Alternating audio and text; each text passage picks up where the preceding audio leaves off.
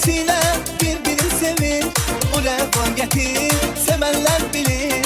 Gel görüşek biz bu ilkbaharda. Kuşların sesi gönlüne değil. Sevgi nefesiyle birbirini sevir. Bu refakati